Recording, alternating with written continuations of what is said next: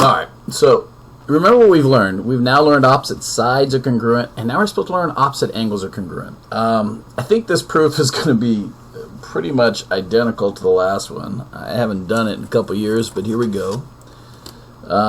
We are given that this is a parallelogram, so I'm going to be given, right, that ABCD is a parallelogram. Now we're supposed to prove this side is congruent to this. Alright, so let's draw DB, which is exactly what we did last time. So draw DB, and we're just going to say one line through any 2 points. I'm just going to say 2 points. Alright, so it goes AB, it's starting to feel, so this would be a good test question. The opposite sides are parallel, we'll say def of parallelogram.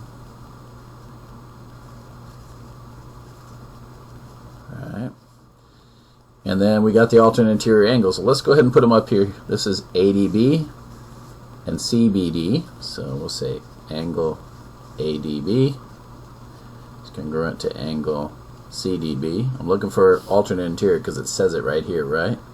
And then we'll come over here and mark this with 2. That's CDB, and over here that's DBA. So we got CDB, that's angle, is congruent to angle DBA, right? So, and look, reflexive property, so that's going to be segment DB is congruent to itself, DB, reflexive property.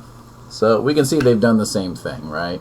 We've got angle, side angle, angle, side angle.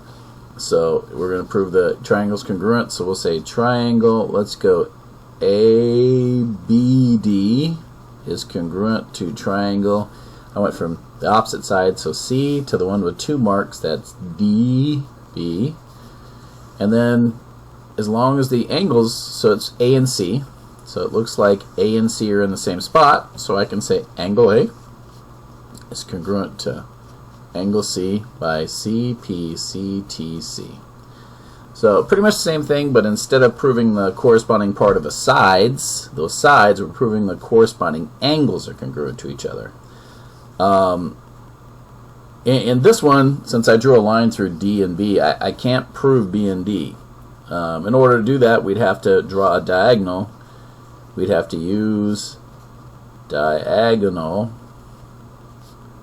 segment AC. Alright, we'd have to draw this to prove the other 2 angles, but we're not going to do that here. Alright, I'm going to pause here. I'm still going to get through everything. Alright, but let's look. Notice the consecutive angles of a parallelogram are supplementary.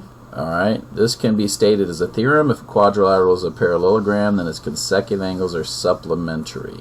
Alright, so we're just going to underline that, and I'm going to keep moving. We're being kind of specific with our proofs, so I don't want to hit you with too much. We're just gonna, we've done 2 proofs already, and let's remember what we've done. We said opposite angles are congruent, right? And opposite sides are congruent. And there's another thing we're going to prove. We're going to prove the diagonals bisect each other very soon, and talk to you soon.